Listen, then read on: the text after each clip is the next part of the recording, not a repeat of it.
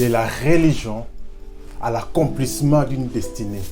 Comment l'apôtre Paul a atteint la mission, comment il pouvait dire à la fin: j'ai combattu le bon combat, j'ai achevé la course et désormais la couronne de gloire m'est réservée. Vous savez, nous sommes dans un temps de la fin.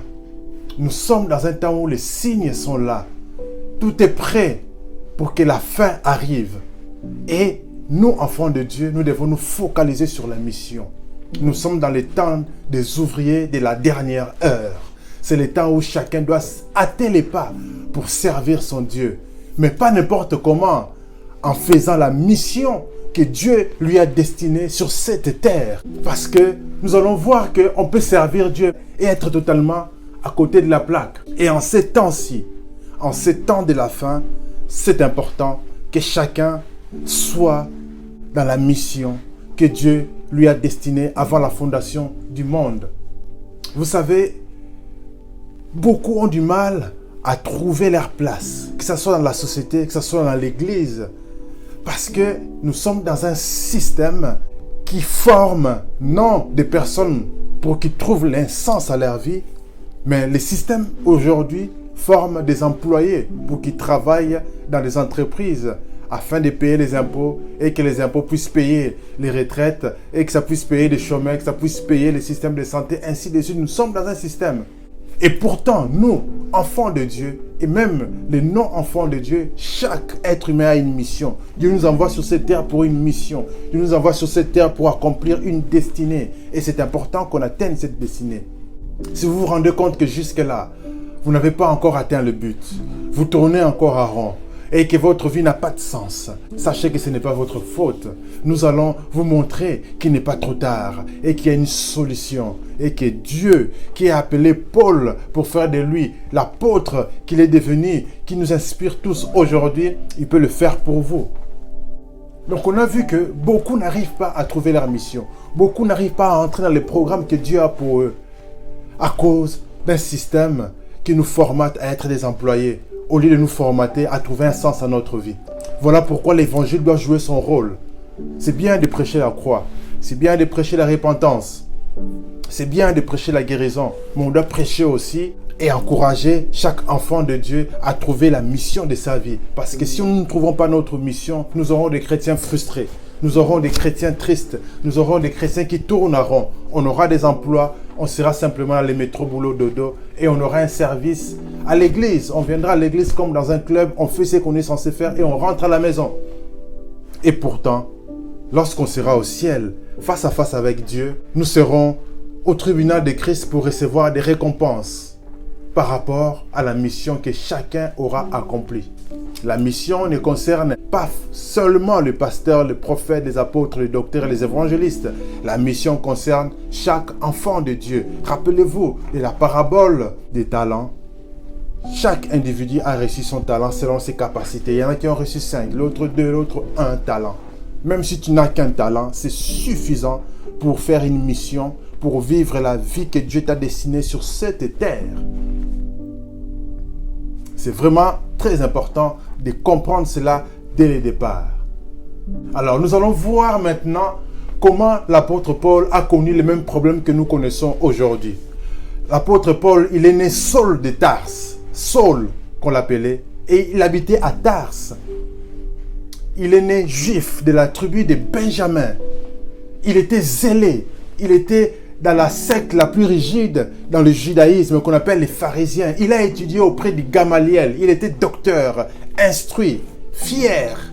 Il avait de quoi avoir fier dans cette vie. Un peu comme nous aujourd'hui, tu as un diplôme, tu as un doctorat, tu as un bon travail comme professeur ou encore comme chercheur. Pour d'autres, ça va être avocat, docteur, médecin. Il y en a d'autres, c'est ingénieur, consultant, informaticien, psychologue. Ainsi de suite, ce sont des métiers dont on est fier de dire, tiens, moi j'ai un doctorat en tel, moi j'ai un master en tel. Paul, toutes ces choses pouvaient les considérer comme de la boue. Que ce soit les diplômes, que ce soit les rangs, que ce soit ses origines. Il considérait ça comme de la boue parce qu'il avait compris l'essentiel c'était la mission, l'essentiel c'était Christ. Et donc lui qui était zélé d'un zèle amer, d'un zèle excessif, d'un zèle non équilibré. Il croyait servir Dieu, mais il était simplement dans la religiosité. Il était simplement dans une religion. Et pendant qu'il était sur le chemin des masses, lui qui avait cautionné la mort d'Étienne, premier martyr du christianisme, et il était sur le chemin avec un zèle pour arrêter les chrétiens.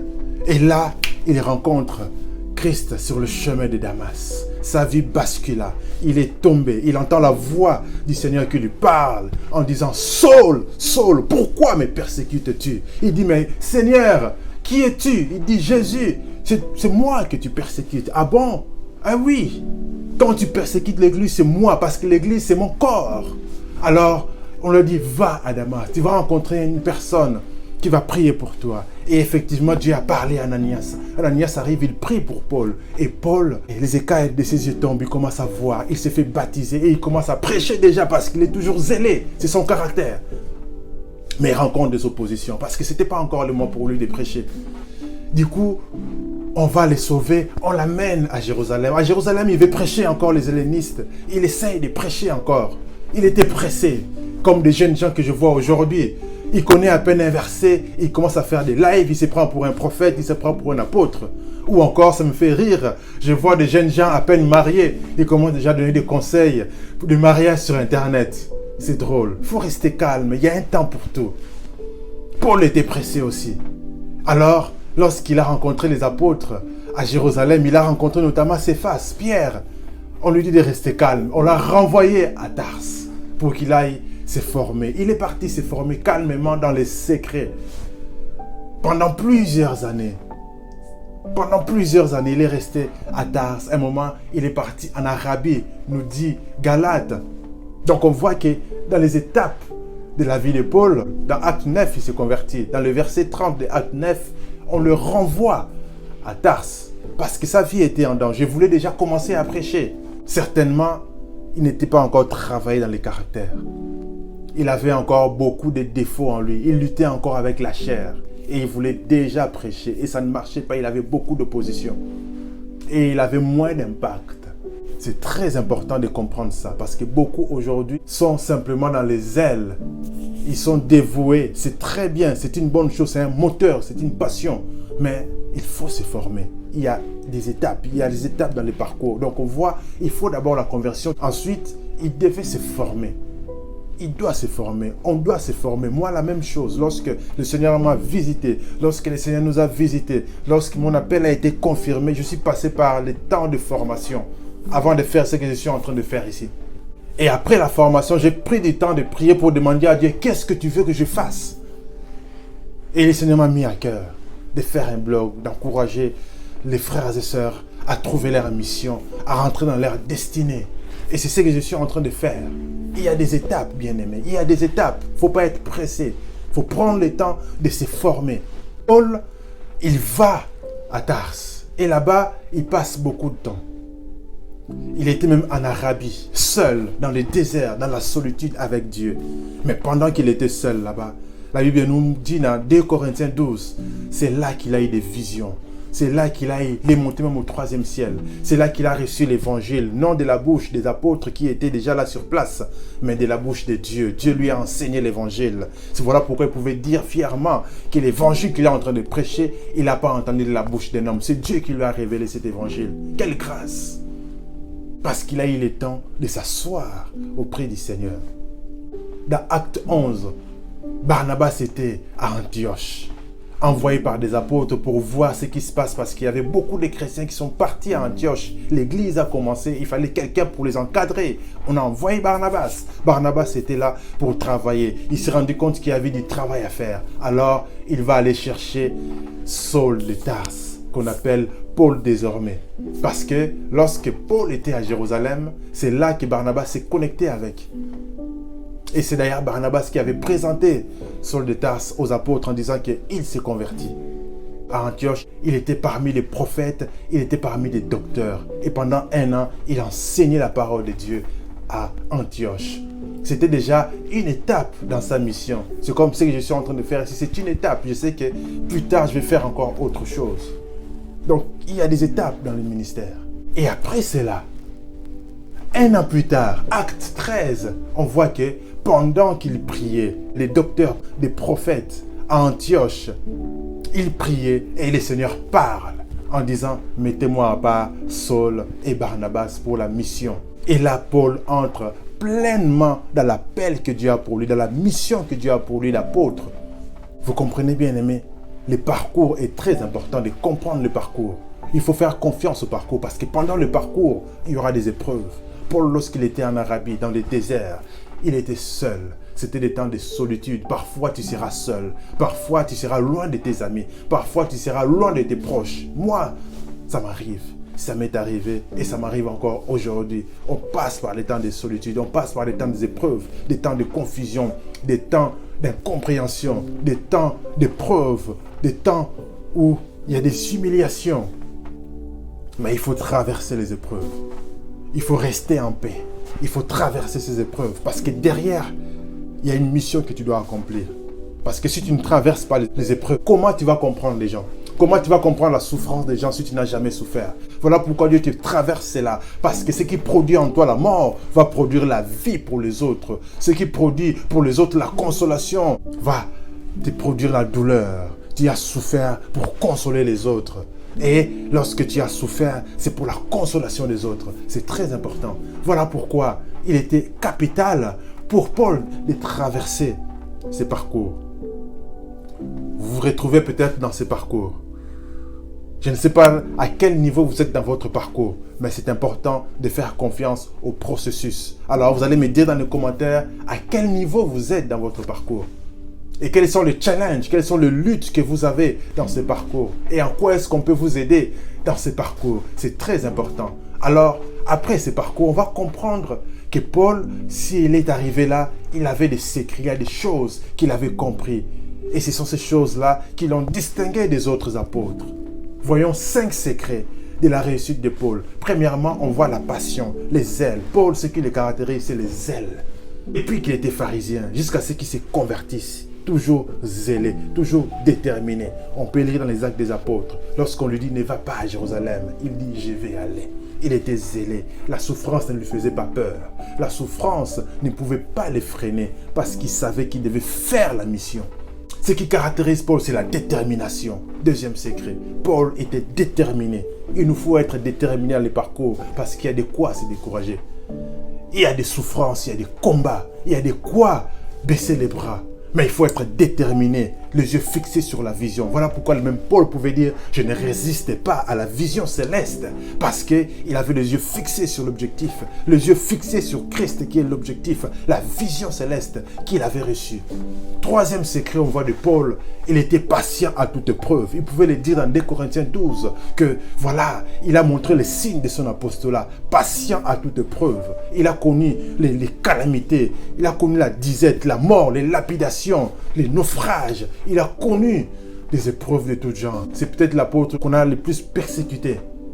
Les lapidations, il tombe comme mort, mais il se relève, il continue à les prêcher. C'est incroyable quand vous lisez les Actes des Apôtres. C'est incroyable cet apôtre Paul. Rien ne pouvait l'arrêter. Patient à toute épreuve. Ce qui faisait aussi la caractéristique de Paul, c'est sa spiritualité. Certes, il n'a pas vécu avec Christ. Mais c'est comme s'il avait vécu avec Christ. Il t'explique Christ au travers des écrits. Dans Éphésiens, dans Colossiens, dans Romains, il explique l'évangile. C'est incroyable parce qu'il avait une spiritualité très élevée. La spiritualité n'est pas la religiosité. La spiritualité, ce n'est pas le fait d'être prédicateur. La spiritualité n'est pas le fait d'être louangeur, louangiste. La spiritualité, ce n'est pas le fait de chanter des cantiques. Mais la spiritualité, c'est la relation avec Dieu. C'est être conscient qu'on est esprit et qu'on peut dialoguer avec Dieu d'esprit en esprit et recevoir la pensée de Dieu. Être conscient plus du monde spirituel que du monde physique. C'est ça la spiritualité. Et 5e secret de la réussite de Paul, on a vu qu'il avait un niveau intellectuel très élevé, c'est important. Parfois dans des prédications, les gens disent « Tiens, c'est pas important, l'essentiel c'est de croire seulement ». Mais parfois on doit savoir expliquer, parfois on doit savoir démontrer. On est dans un monde où il y a beaucoup d'intellectuels, la connaissance augmente. Nous chrétiens, on doit savoir argumenter selon les Écritures. On doit savoir argumenter avec les armes que nous avons. Les armes que nous avons, c'est la parole de Dieu, c'est le Saint-Esprit. Et nous devons être remplis de la parole. Nous devons être versés dans les Écritures. Nous devons être plongés dans la parole pour avoir des arguments solides. Nous devons étudier la Bible, étudier les livres qui sont écrits pour comprendre, pour avoir des arguments solides. Parce que si on se retrouve face à des émaux, face à n'importe qui, tous ces gens-là qui aiment polémiquer, qu'on ait des arguments pour fermer leur bouche. Rappelez-vous, Paul a fait face à l'aéropage en Grèce, face à des grands philosophes qu'on étudie encore aujourd'hui. Et Paul a tenu tête à ces gens-là. Il a parlé, il a argumenté. Dans les siècles dans lesquels nous sommes, dans ces temps de la fin, où la connaissance augmente, augmente notre connaissance. Ne disons pas l'esprit seulement. Oui, on doit être équilibré. On a l'esprit, mais on a aussi des cerveaux qui fonctionnent. Alors, travaillons la connaissance. Cherchons, étudions, soyons des chrétiens équilibrés, remplis de connaissances. Étudions notre Bible, maîtrisons notre Bible. Étudions la Bible tous les jours, méditons. Soyons différents. Et ça va nous aider à réussir notre mission sur cette terre. Paul a atteint la mission. À la fin, il a dit, j'ai achevé la course. Il a dit, j'ai achevé la course. Le Seigneur Jésus-Christ a dit, tout est accompli. Et c'est important que toi et moi, avant que le Seigneur ne revienne, qu'on puisse aussi atteindre la mission. Vous avez une mission. Alors vous êtes intéressé? Dans la barre de description, je vous ai mis un lien. Il y a un atelier que j'ai préparé pour aider les gens à trouver la mission. Vous avez une mission, tu ne sais pas comment trouver, ou peut-être que tu sais déjà que Dieu t'appelle à faire telle chose, mais tu ne connais pas les processus, tu ne sais pas par où commencer, tu ne sais pas comment faire. Clique sur le lien, je donne des conseils pratiques pour t'aider à avancer dans la mission pour laquelle Dieu t'appelle. Tu as une mission. Il faut que tu avances dans la destinée que Dieu a pour toi. Il faut que tu avances dans ta mission de vie. Si cette vidéo t'a plu, tu peux cliquer sur le pouce pour apprécier la vidéo. Tu peux me mettre dans les commentaires les niveaux dans lesquels tu es encore. Dans quel niveau, dans quoi est-ce que tu es en train de parcourir dans ton parcours? Quelles sont les difficultés que tu es en train de rencontrer? Mets-les dans les commentaires, ça va nous aider tous à nous encourager. Parce que ce n'est pas facile, mais on doit se tenir la main, on doit avancer ensemble. Partagez cette vidéo à d'autres personnes, que ça puisse encourager tous ceux qui sont en train de lutter dans l'appel, qui sont en train de lutter dans les parcours. Alors je vous laisse avec cet élément-là. À bientôt.